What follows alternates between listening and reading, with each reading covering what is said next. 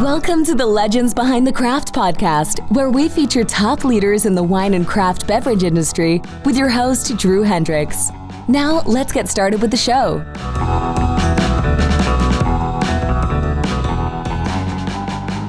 Drew Thomas Hendricks here. I'm the host of the Legends Behind the Craft podcast, where I talk with leaders in the wine and craft beverage industry. Past guests of Legends Behind the Craft include Daniel Dow of Dow Vineyards, Joe Wagner of Copper Cane Wine and Provisions, and Barry Wade of Tamber Bay. If you haven't listened to these yet, be sure to check them out and subscribe. Today's episode is sponsored by Barrels Ahead. At Barrels Ahead, we work with you to implement a one-of-a-kind marketing strategy, one that highlights your authenticity, tells your story, and connects you with your ideal customers. In short, we help wineries and craft beverage producers unlock their story to unleash their revenue. Go to barrelsahead.com today to learn more. Now today, Bianca Harmon's joining us again. Bianca is a direct-to-consumer marketing strategist at Barrels Ahead. If you want to level up your direct-to-consumer game, give her a call. How's it going, Bianca?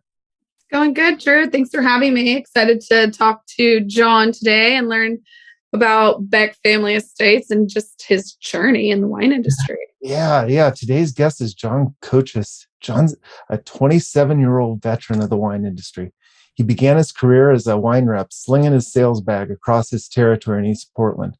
And today, he now runs the U.S. businesses for a multinational wine company, Beck Family Estates. Welcome to the show, John. Thanks, Drew. Nice to have you. Nice to be here. And Bianca, thank you very much. And thanks for calling me 27 years old. I really appreciate that. That gives me a little ego boost since I'm going to be approaching the 5-0 here coming up. So I'll take the 27 anytime. I would take it too. I had the 5-0 in October. Yeah, very good. But no, excited to be here and talk about the business because it's changing so rapidly. Yeah. We're now coming out of COVID. Yeah. And before we jump into how the business has changed and evolved rapidly, over your past 27 years, you've evolved from slinging a sales bag to being a multinational president. Yeah, no, it's definitely a journey. And it wasn't necessarily scripted that way. But when I look at it in hindsight, it made sense. My parents were in the restaurant business growing up. And so it was the wild times of the 70s and 80s. And they picked a small town in Southern Oregon to start a business. So I think literally the first bedroom I remember is probably underneath table 10. And back in those days, there wasn't a lot of child labor laws, so we were working for free and everything, but it was fantastic time. And my parents were good visionaries, but weren't the best business people. So I've literally seen the good, the bad, and the ugly when it comes to the restaurant business. And there's a lot of similarities to that. My mom, bless her heart, 71 years old and still works as a server in Southern Oregon. And I think it's to get away from my father and also because she could run for mayor if she wanted to. So it's definitely in our blood. So when I started my career, I was recruited by, E&J Gallo, small little company you may or may not have heard of.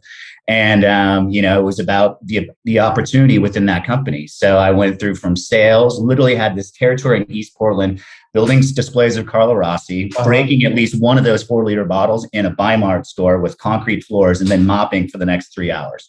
Oh, yeah. So I'm like, okay, I got a degree to do this, but the opportunity was amazing and it was based on your ability. So I had a chance to go through the system as sales, district manager, field marketing, calling on distributors.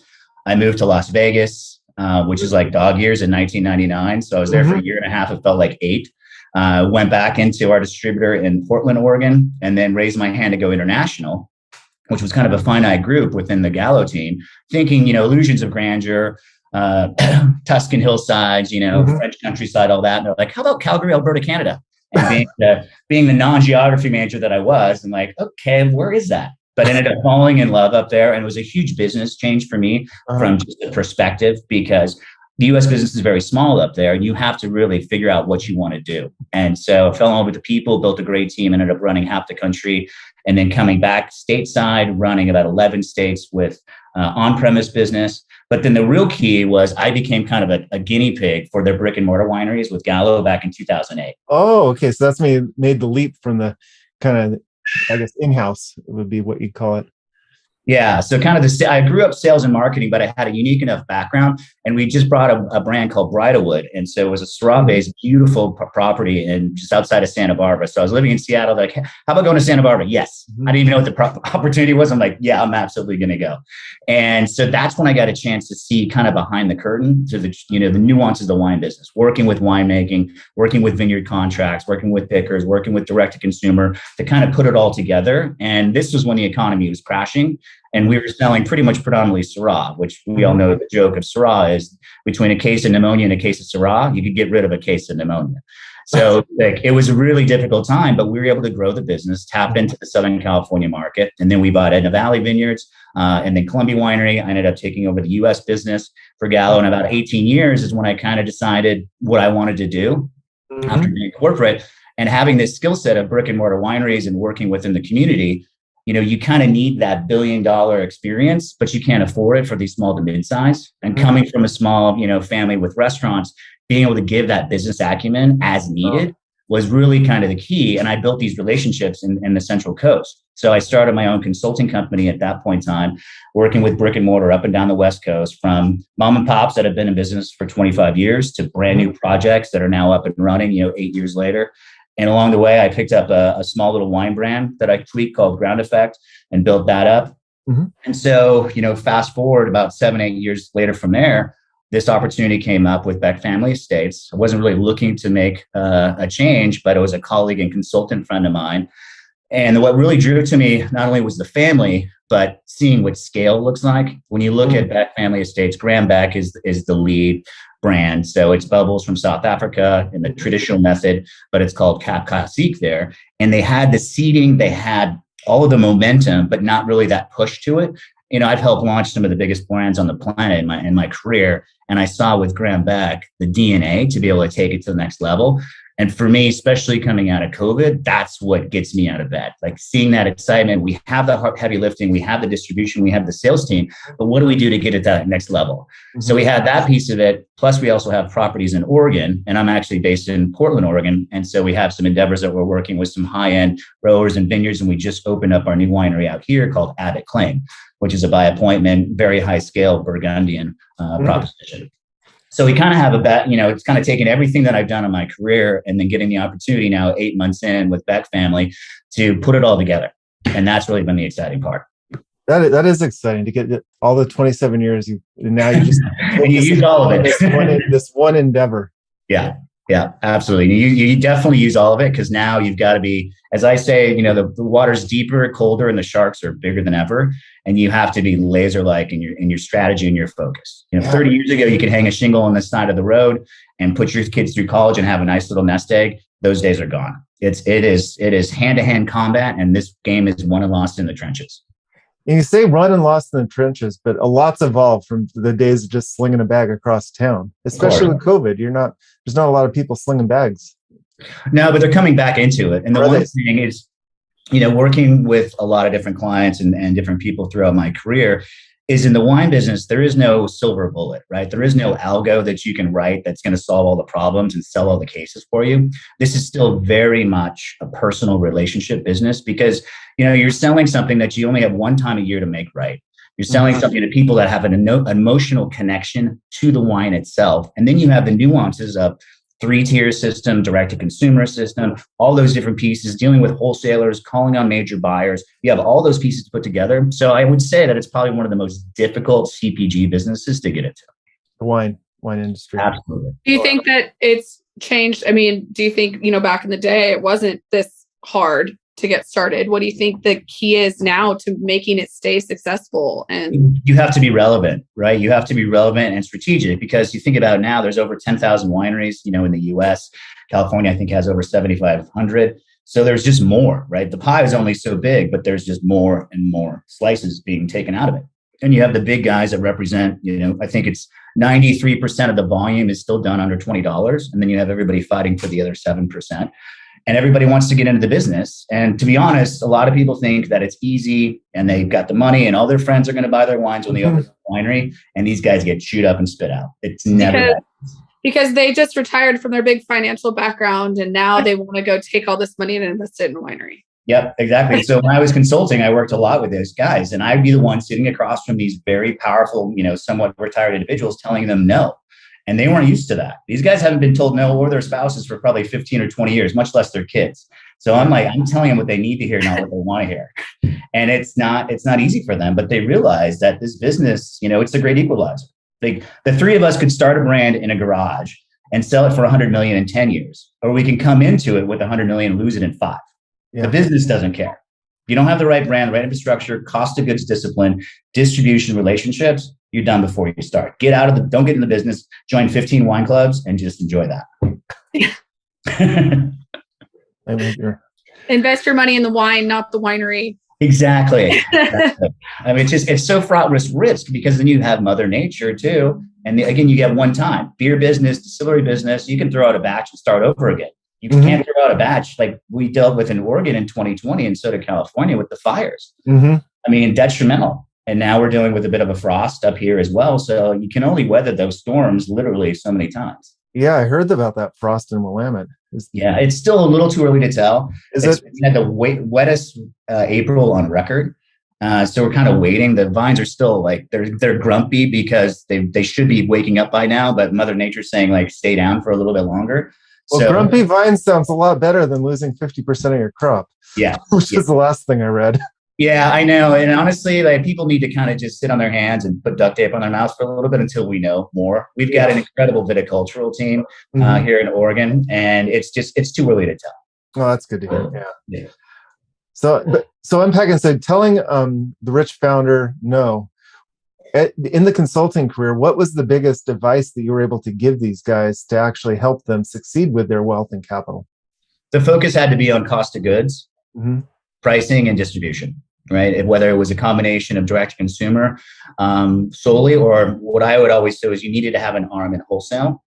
And thank goodness we went down that path with COVID, because when COVID hit, if you were 100% DTC, you were dead in the water. And you found a ton of people that were selling really nice wines for discounts online, et cetera. But if you had wholesale, you still had a distributor, and retail became massive. The brand that I owned at the time was embedded 90% into on-premise. So talking about having to adapt quickly, I went from dealing with some of the top restaurants in New York City and great distributors to having to talk to Trader Joe's and Costco. But you have to, adapt and evolve, or you become extinct in this business. So, and I think the word pivot's been overused way too many times when it comes to COVID and coming out of it. You have to be that chameleon in the business, and you have to be able to adapt. And sometimes you have to throw out, the business plan that you wrote for 10 years because you got to survive.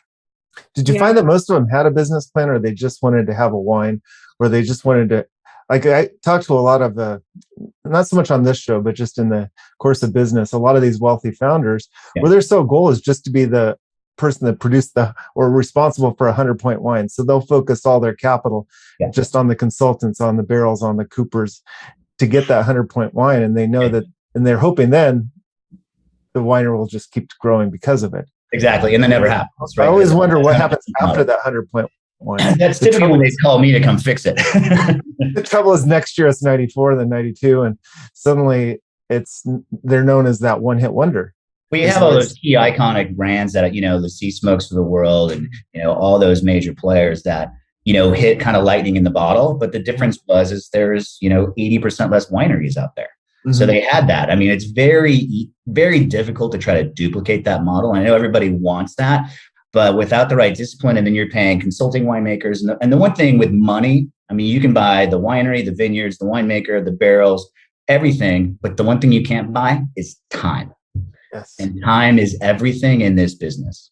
That is the key. And it's one glass, one person, one story at a time that helps you build it back. And then you look 5-10 years back and you say, I've gone through this journey. I've carved out this path through the jungle, and now there's a clearing. And that's what people, the people get impatient.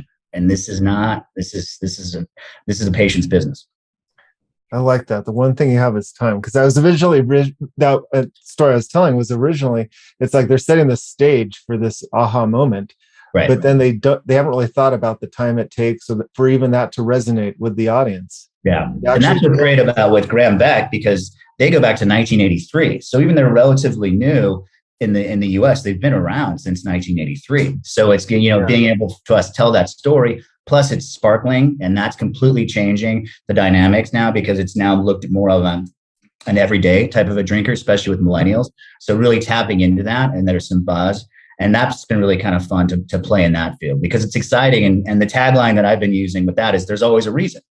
Because you think about if you're in the still wine business, after New Year's, it's kind of a bit of a hangover. But with sparkling, you got Valentine's Day. Yeah. And then you got Easter. And then you got Mother's Day. And you got graduation. You got 4th of July. And then you get back on the holidays again. So there really is always a reason. So getting people comfortable and confident and having those glass pours as bubbles versus the still wine. Sure. And I also see a huge opportunity with the expanding category with of sparkling just beyond just celebration, but as an actual go-to. That's the type I want to drink at dinner because it's refreshing. It's fantastic. Yeah, completely. I got to step back because you mentioned a term and I didn't catch it. It's the South African term for sparkling. Oh, I'm sorry. Cap Classique. I think I know a lot of this, but I didn't hear that. I've never heard that. Yeah, it's Cap Classique. So it's made in the same method as Methods Champenois, but because it's not in Champagne in South Africa. Oh, Classique. Okay. So it's called, basically Cape Classique. So Cap Classique. Oh, okay. The exact same method, but since it's made there. So qualitatively, I would put up our non-vintage, our Brut and Brut Rosé that is retail between 18 and 20 up against anything at double, if not triple the price from a qualitative standpoint. So that's what makes it very fun because we're confident in everything that's in the bottle. We're confident in the story. Now we just got to go tell that story to more people. Oh, yeah. You talk about that story. You talked about the brand DNA that really excited you to keep on going. You're going to. Yeah, well, talk to me about this DNA that was in place and what you're going to be doing with it. Well, because you have that history, right? We're not new. The one thing we have, like I just said, is time. So we have the time, we have the distribution, we have the quality, we have the pricing. Now it's just getting out into the trade that we can again and be able to tell that story, and sell. Like I said, this is trench warfare, and you'd be amazed how much better it is to be able to sell in person. I just got back from a trip to Chicago, and it was extremely successful because I got to meet our distributors for the first time face to face. I got to meet buyers for the first time face to face. And it's the nonverbal, it's the personalities that come through. And that's what makes this game so compelling in the wine space. And so for me, coming out of COVID, knowing things would change and be able to take this, this DNA and these holdings and be able to take it to the next level, those are the things that get me out of bed because that's the thrill of the hunt. That's the fun part. It's that visceral thing when you're there. Yeah. You can do a virtual tasting. You're tasting it, I'm tasting it, we're over Zoom, but you lack that kind of visceral, just immediacy. Yeah. And it's just like, you grow up on it. It's baseline, it's hospitality. And one of the things I realized I missed so much because I'd be in a different city or even in my hometown, and I'd be like the creepy guy in the corner at a bar with a laptop. But, sitting there, learning, having a glass of wine, appetizers, talking with the bartenders and, meeting people, some of the best deals I ever put together was just in that situation. You're not necessarily selling, but you're listening. You learn so much about the business and the city and the dynamics just doing that. 100% agree. That I started my career selling wine in a store, but I knew if I could just hand the customer, just put the bottle in their hand, usually they wouldn't put it back on the shelf because then they got the immediacy. Or even if they didn't want to taste it, you just hand them a glass to taste it. Eventually they'll buy it way more than just trying to sell it over the phone. You can. It's the wine in the glass. That's the most important thing. And now we can actually demo and do that again. So now we can have people in the trade actually sampling it versus dropping up bottles that nobody really cared about. Yeah. Talking about going back and hitting the streets again. Did the model change after COVID from the way it was before? It has. And I think certainly for the better. A couple of things happened. There was a natural culling of, restaurants we know closed and retailers closed and all that, but it was heavy up. And like I said, the pie was spread really, really thin. It also made us realize from a supplier standpoint that we didn't necessarily have to be in front of our distributors, every other week or certainly every month, because it just became tedious for both sides. A typical supplier wine rep would be in a car for 8 hours a day. The reps didn't necessarily like it. It wasn't the most efficient of time and use, and you're calling on maybe one or two accounts. And we also realized we could still do business without having to be there all the time. When my other brands, my number one distributor was in New York. I didn't need him for 6 years. They didn't need, I probably would have gotten in the way. And so it's kind of that balancing act, and certainly from a buyer standpoint. So it's about less is more and being better and focused. And I think also the suppliers now realize, because the wholesalers have gotten so busy with consolidation, they've got 25, 35 different priorities. So these distributor sales reps are just running around.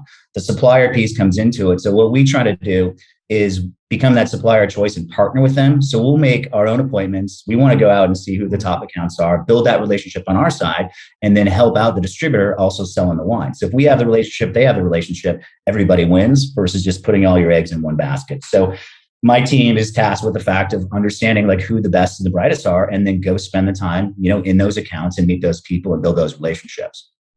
Yeah, that I think that is the shift there, is helping an increased responsibility of the wineries to work with the distributors and do the marketing part of it, build those relationships. Whereas back in the day, the person slinging the bag was just the one selling the wine, and the wineries were somewhat detached from it.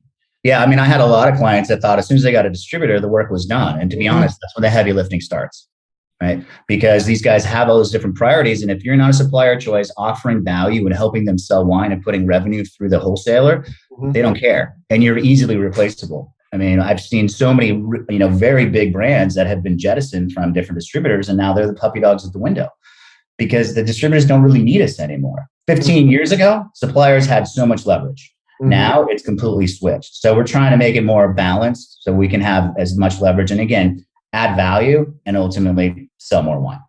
Yeah, it's kind of the discussion has gone from one side, someone saying, well, distributors now just purely logistics. Wineries need to take all the marketing part of it, to the point where you need a partnership where it's distributors a little more than logistics. They do. So it's kind of hard, not offending anyone, but you do see both sides of the equation. What is the role of the distributor now? Yeah. And that's really, I think they're trying to figure that out. And, they're bringing people back on that have been furloughed and trying to be, the partner of choice with the right suppliers, but then also be able to, handle the logistics, and they're dealing typically with fewer people. So because a lot of those people haven't come back, or as like we've heard about before, is finding the people, period, to want to carry a bag and go through the trenches in the wine business. Just like anywhere in hospitality, I mean, it's kind of an epidemic of trying to find good people. Yeah. I've never heard the term ghosting. I've heard it in relationships before, but never like in a workforce, segment. And now I hear it all the time. Go through the hiring process. They give these kids computers or whatever it is, and then they just don't show up. They're just gone. Ghosting. That's amazing. Incredible. That's going to change, I would think. But I would hope so. I was talking about with somebody last night about, what are they doing? I mean, there's not money coming in necessarily from the government at that level. I'm like, what are these people doing? Because the businesses is coming back, and we need those people. Restaurants, hotels, wineries, distribution, wholesalers across the board. Yeah, absolutely. Yeah.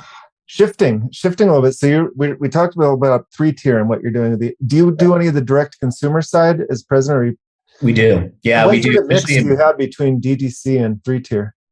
Well, it's separate. So with Graham Beck, we're mainly just in the 3-tier, but our winery out here in outside of Carlton, Carlton, ABA, Abbott Claim, is pretty much 99% direct to consumer. And, it's a curated experience. And the focus, I think, now is people able to come back out, have typically some money parked on the side, and they want the experience, right? They want to see behind the curtain. They want to touch and feel and engage with winemaking, to the facility and all those things. And so what we're trying to do is really curate that and bring that holistic experience in that really kind of sets the standard, because that's what people are hungry for. They've been cooped up for 2 years. They've been drinking a lot of wine, so they're exposed to it, and probably, better customers than they were beforehand because they've been exposed to it. Because just, load up at the, at the side of the liquor store. I'm like, oh, that's good. But now they've learned enough, they've drunk enough, their palate's probably changed and evolved. But it's like, now what's that next level? So we've really found this hunger for the consumers to come out and really engage in all levels and ask a lot of questions. Typically in the past, you'd have like a 60-minute tasting. Now we're close to 90 to even almost 2 hours. Yeah. Because they want to stay, listen, and learn. And that's great for us because people talk about brand ambassadors. That's one level. I want to build brand evangelists. And that's the next level, because they're the ones that are telling their friends, and they're the ones that are bringing them back here. So they become our best salespeople. So if you can get to that level, you've made it. Yeah. The brand evangelist, I like that, because I also like the fact that the average time spent at the winery is like 60 to 90, going up to 90 minutes. I've seen the same thing personally, just on our free time. I have business tastings, but we've gone from like going on a trip and hitting 5 wineries to just picking one and an afternoon one. Yeah. And just really going deep with that wine at those two places. Yeah. And I feel it's just gotten so much better. And I feel like the wine, I feel like ultimately more wine sold in that circumstance than just the casual, let's see if we can hit all the wineries on this row. Yeah. I mean, I've been at wineries that I've run where, we'd see 300 people in a weekend, where here we'll maybe see 30 people, in a day. And it's just such a different level of experience. And I appreciate the fact that people, they want to know, right? Because we're relatively new, but the buzz is starting to spread out there, and it's about the experience and certainly the quality of the wines. So I think it's a good evolution in the space, and there's also fewer places for them to go. Mm-hmm. Absolutely. From a holistic standpoint of marketing, between the DTC, you have your DTC marketing team and you have your 3-tier marketing team. Is that an iron curtain between the two, or do you guys share data and vision? There's data shared, but what I was drawn to from the business is because each one kind of has its own strengths. Mm-hmm. So we kind of get to put them each in a different silo. I've been in other projects where there has to be the synergies between direct to consumer and wholesale, because like say you've got key placements in a restaurant, say in downtown Portland. When people come into town, they're going to try the wine. So they try the Abbott Claim and they're like, hey, we're going to do a wine tasting tomorrow. We love that wine. Let's go out there. And I've seen that happen time and time again. A lot of people try to keep it, very much a separation of church and state. There has to be those synergies, because one certainly leads to another. They've got to be complementary. It's a different set of SKUs. It's a different set of pricing, because then you're trying to play in the by the glass range, which is very different than the DTC range. But for lack of a better term, it kind of becomes the gateway drug, right? It gets them in to think about the brand, talk about the brand, and then you can take them down the journey when they come to the winery. Yes, it starts with a wine by the glass and ends with a club membership. There it is. You said it better than I could right there. Well done. In the ideal world. Yes, absolutely. Yeah. Bianca. Yes. What would you say is so I'm going to bring you into this conversation a little bit. So the skills selling DTC versus the skills selling 3-tier. Oh man. I mean, I think persistency is key, I guess, with one. Sticking with it, sticking to it. Selling direct to consumer. I mean, personally, I've always loved the direct to consumer model. Now I know times have changed, but I really do believe that face-to-face interaction, that the sitting there doing a tasting with somebody helps sell the wine and the product, because you build a relationship with that person and not just with the wine itself. Mm-hmm. But I do completely understand the 3-tier model and where it's going, and especially in this day and age and what we've learned and why we have to have it, because but at the end of the day, I think persistency is key with. Yeah, I agree, especially in both fronts, especially now more than ever. I mean, you've got to take that DTC holistic sales type of mentality out to the streets, because that's what's going to separate you from just anybody else that's got 15 wines in their bag and there's a queue of 6 different reps waiting to talk to the som at buying at a restaurant. Like, you've got to figure out your strategic advantage and your relevance. And sometimes we'll only go out 2 or 3 wines where other distributors will have 15. I mean, it's too much. So you have to be thoughtful. You have to be thoughtful in this day and age. Yeah, no, I mean, I think that a balance between the two it can really be beneficial, like you were saying earlier about the DTC, where you're like, a lot of these wineries just didn't survive. I know a winery particularly that is a very successful billion-dollar winery, and they've always been DTC, and all of a sudden we were at Costco and the wine was at Costco. Yeah. And I was like, holy moly, what happened here? And it was just one wine, and it was just 1 year, and it was just a random thing that they did, but they did it. And so then there were customers calling upset because they had done, they'd done like future orders on this wine. And now this wine was sitting there at Costco, and it was cheaper than what the futures they paid for it were. Right. Mm-hmm. So consumers remember, and it's easy to go down, but once you do, it's really hard to go back up. Even if it's pandemic, because consumers won't care. They're like, I don't care if it's pandemic. I got it for a lower price. I want it for that price forever. Right. Right. So, right. Yeah. So Yeah, no, it's very interesting. I just remember that very vividly, and I was like, oh crap, this isn't going to be good. Yeah, it wasn't. I mean, they're fine. They're still $1 billion winery, but got to be careful when you do something like that. No, completely. And I think when you look at the 3-tier, you've got retail on one side and you have on-premise on the other. And I think there's a lot more similarities and synergies between DTC selling and then presenting to on-premise. Because what I've seen coming out of COVID is kind of this renaissance in the on-premise space. Because the old guard, either went out, got out, or sold out. And so you have this new generation of managers and owners coming into who are more thoughtful about the wines. They're curating a different experience on the wine list. They're more business savvy. They understand the value that the Buy the Glass program presents to these restaurants because it pays for most of the staff if done correctly, since 93% of the business is done DTG. And so being out in the trade again, people have actually wanted to talk to us. They understand the value that a brand like Graham Beck presents for a Buy the Glass program and the margins that they can make, and having those synergies in place. It's a much more thoughtful business discussion than it was in the past. And so that's been very, very refreshing. Yeah, no, I agree with you 100%. I mean, I don't know how it is up in like Oregon area, but in, a lot of the wineries out here don't even sell Buy the Glass. Yeah.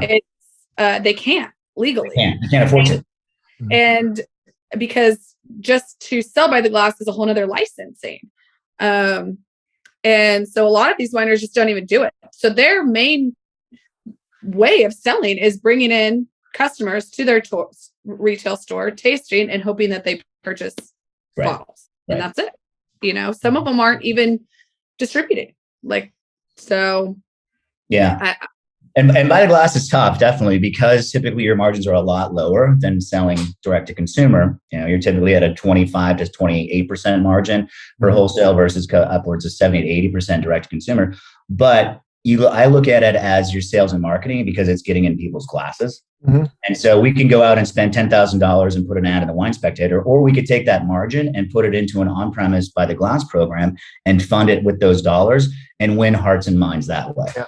So a lot of examples in the past, I presented it that way, and it makes sense. And it's always great when you see the final numbers, but you get those people to try it, and then that equates back to direct to consumer. Plus, you're building wholesale value, which is also working capital that's coming in, which is the other all important part of this business. And and that's what keeps the lights on.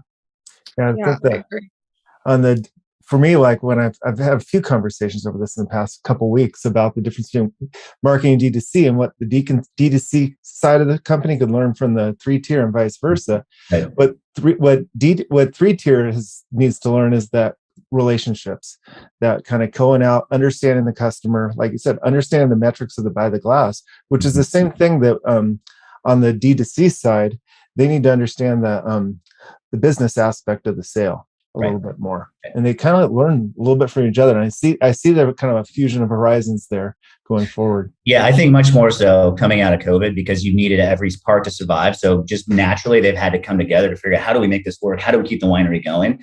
So, maybe it's fewer people, maybe one person's running both sides. Before it was separate, siloed. So I think that's been helpful because, again, there are the synergies and they both have to work side by side for a true success of any winery.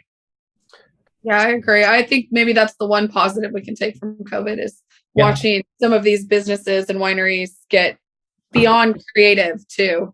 Oh, completely. Keep the doors open and keep things afloat. Yeah. So I know it's better for it. I think we're smarter, we're sharper, we're more adaptable. And I think, the market across the board, from retailers to restaurateurs across the board, is going to make it a lot better from a business standpoint for us to be able to move forward and grow. But I firmly believe coming out of COVID, the investment that wineries and suppliers make in the next 12 months will set the stage for the next 5 years. And there's two thoughts, right? A lot of people have spent everything or they're loaned to the hilt, so they can't. The others are doubling down. One thing we're doing is doubling down to get it out there, to show what we're willing to commit. We have a chance to raise awareness and market share in a short amount of time. And people have been very receptive to that. So it's been a huge gain for us just to get that brand out there. But it takes that investment and that commitment, and not everybody's willing or able to be able to do it. I agree. I mean, and especially when you look at the cost of bottle pricing these days and corks, and just down to the bare minimum of wine stuff. People, if you're not doubling down Yeah. you're going to sink. Yeah, no, completely. Then we put the logistics on top of it. And luckily, we planned ahead. We brought as much product in from South Africa as possible, but we've seen the delays. And the one thing we're able to tell our consumers is that we're going to be holding price and we can guarantee product, which a lot of people, especially in the sparkling world, the champagne world, can't say that. So that's been a huge advantage for us coming out and talking with distributors and buyers over the last few months, because logistics are, it's a nightmare. The ports are backed up and people just can't get it. And, wine sitting out there just aging on on a container, and who knows what kind of weather. Mm-hmm. Oh, see, and I don't even think about things like that when you are dealing with wine coming from another country. Those are just things that, like, wow, my mind was blown. Just like, wow, I can't believe I didn't think of that aspect of things. Like, this wine is being imported over, and now it's just been. It's not just empty bottles sitting out there. Yeah. No, exactly. So not for the faint of heart, the wine business. Super simple. Oh, yeah. Get it all figured out. So if you have a bunch of money, invest in buy a winery is what he's telling you. Yes, exactly. Easy stuff. Yes. Super easy. Talking about wineries. No, I do want to know a little bit more about the difference between Abbott Claim and Angela Vineyards. Certainly. Are you running two? They're run completely independently, or as brands within a single house? So we have it all comes off the same vineyard, so Abbott Claim, but we have separated Angela Vineyards to go directly into that brand. So think of Angela as kind of a custom crush, basically client inside of the Abbott Claim winery. Oh, okay. Angela was first, Abbott Claim came second, and so we built the winery and called it that. So Angela gets the benefits of being in this world-class facility. It's made a little bit different stylistically. It's more approachable from a pricing standpoint, but it gets the benefit of both. So certainly over-delivers in the price point. And then Abbott Claim is made in a much more, it's much more coddled. Is it like a traditional second label of like the? It's not. It's kind of a hybrid, because Angela came first, and then it's Abbott Claim. Oh, I see. We're separating out the two different characters between because they're very different from a personality standpoint. So good problems to have, but still trying to how do we keep them identifiable? So Angela's more personality and lifestyle driven, and Abbott Claim is more that very traditional Burgundian style. Very serious wines that we're only going to do Pinot and Chardonnay out of Abbott Claim. That's it. And then Angela's has the broader diverse, and then broader diversity. Angela's more on the 3-tier side, or is they both more on the 3-tier side? Yep, absolutely. Yeah. So it's nice to be able to kind of have that. So you've got, like I said, we've got the Abbott Claim, which is DTC. Angela's a little bit of this hybrid. You've got Grand Beck, that's just pretty much predominantly 3-tier. And then we have this fun little brand that's called Steenberg in South Africa as well. That's a massive brand down there and just kind of coming to its own up here. And the lead SKU on that is a sparkling Sauv Blanc that hits at a below the $20 price point. That is just this stunning, one of the few sparkling Sauv Blancs that's in the US. And it's got this great feminine style, this beautiful aromatics, and kind of this cult little wine that we just brought it in when COVID hit, and just getting it back now out into the trade. Oh, that sounds fantastic. I know. I'd love to try that. Yeah. So you can see kind of how that was so attractive with these 4 different, very unique personalities to be able to come in with my experience and kind of bring it all together, but still keep the identities whole. Oh, absolutely. Yeah. Oh, it's been a dream. It's been an absolute dream. That's fantastic. So, John, as we kind of wrap down this episode, I always like to ask, is there anything I haven't asked you? Well, how much? I think we need like 3 more podcasts if we really want to get into the nitty-gritty.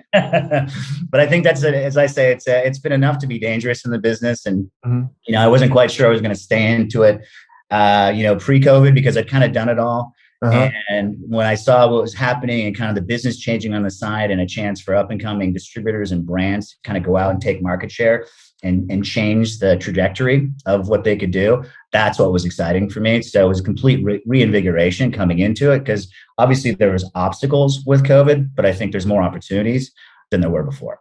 Yeah. Talking about opportunities, is someone just, they just graduated, they're like me 30 years ago, just graduated with a degree in philosophy and Greek, wanted to get in the wine industry. Where would you start? And given your path, what would you have done differently?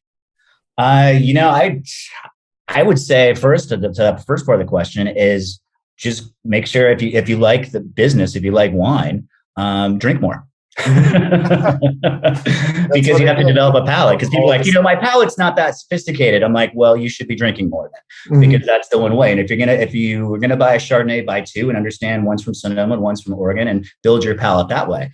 But the barriers to entry to get into the wine business are very low. I mean, I had a business degree, but you can have poli-sci. It doesn't matter. Right. It's about the personality. It's about your passion. It's about your innovation, your willingness to get out there and ask the question. And that's not always for everybody, but there's no set degree that gets you in there. And, the people that you meet in the business are absolutely incredible, because it's an incestuous bunch, but we all kind of stick together. And so it's kind of this, this badge of honor that we carry. And it's a fun, it's kind of a fun fraternity within the business, because we all can relate to the pain and suffering that can go into it, but then also the perks of, getting to go to Australia or South Africa, for 6 days and just drink wine. And so you have that dichotomy within the business, which is so fascinating. And then you have the difficulty of selling it. So, there's between starting at a wine shop, starting at a restaurant, getting a feel for it, starting as a hostess. My daughter works as a hostess, so she's starting to understand the wine game a little bit, and it's in her blood. So that's kind of your exposure to it, and then you're going to meet people and network, and then you kind of take it to the next level. But highly, highly recommend it, because it teaches you, a lot. And we're still learning every single day. Absolutely. What path would you have done differently? Honestly, and this may sound contrived, but my path carved itself out, I think, through certainly some luck and opportunities and just the drive. I couldn't have scripted anything else. I thought maybe for a time I'd be in corporate America forever, but, branching out and jumping off, into the deep end without water wings for the first time was scary as hell, but the best thing that I could ever done, because it made me better at what I do now. So I think taking some of those risks, maybe I waited a little too long, but I'm also a believer everything happens for a reason. So I'm very lucky. You can never second guess waiting too long, because you just don't know. You don't know. But you can always guess not taking that leap. Yeah. You took the leap from Portland to Vegas to Calgary, enjoyed all the wines up in Penticton. Those things, some great wines up there. Yeah. Okanagan. Absolutely. Yeah.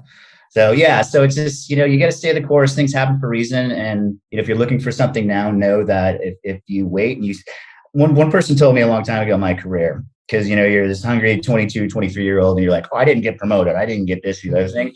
And this guy said, and he was a great area manager at the time, he says, if you take care of business, business will take care of you. And if you're committed to whatever you're doing, new opportunities will arise.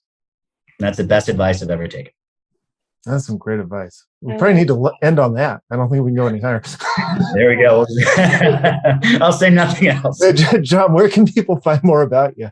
LinkedIn would probably be the easiest. You can just search John Kochis on that, and then Beck Family Estates, and don't forget Graham Beck, because there is always a reason. Oh, absolutely. Well, thank you very much, John. My pleasure. Thank you guys so much for having time. It's been an honor. Oh, thank you. Have a good day.